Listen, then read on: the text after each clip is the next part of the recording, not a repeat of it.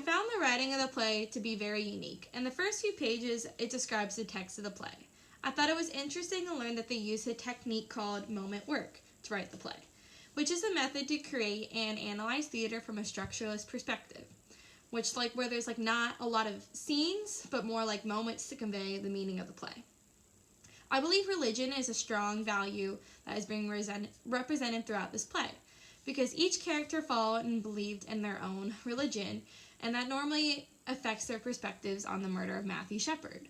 The religious teachings and the way they grew up also influence whether or not they accept or don't accept the view on Matthew. An example would be when Father Roger was explaining how he felt that the murder of Matthew was violence, but he also believed that just by calling someone a fag is considered violence.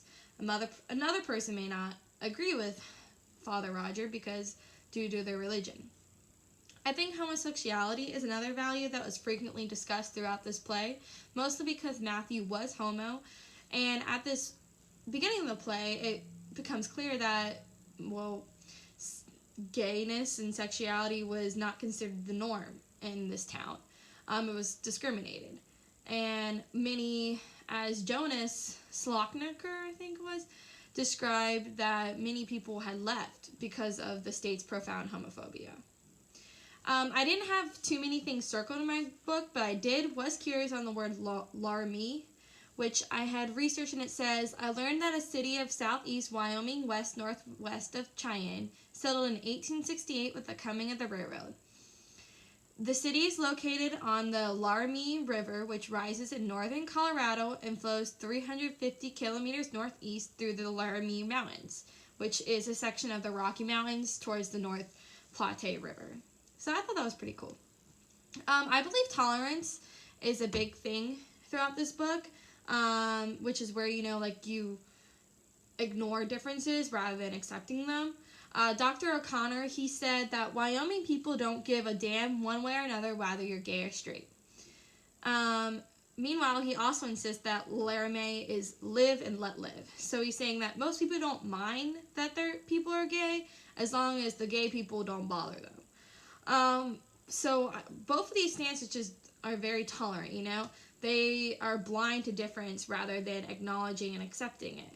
The project, I believe, suggests that merely putting up with people who are gay or otherwise different is not enough to maintain a really safe and comfortable community for everyone, Instead, the towns need to encourage real acceptance by understanding and respectively encountering other people's differences instead of just ignoring them, which is what I believe the whole takeaway of this play is, and what Tectonic Theater was trying to tell us, is to do a better job of accepting others instead of just ignoring them as if they don't exist.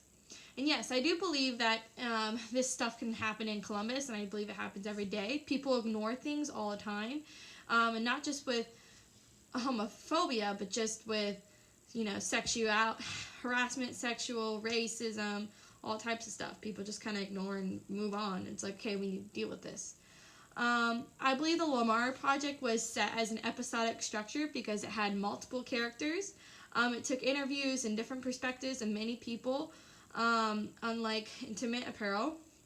The scenes are always jumping from one to another, depending on who was being questioned and who was talking at that point in time. The location was always changing, and the interactions of the community was changing. Time is not linear in this play like it was in Intimate Apparel. Rather, the time moves backwards and forward as it jumps around. And finally, my questions are, what do you think the fence represents throughout the play? And do you like how the play was written in episodic structure? Why or why not?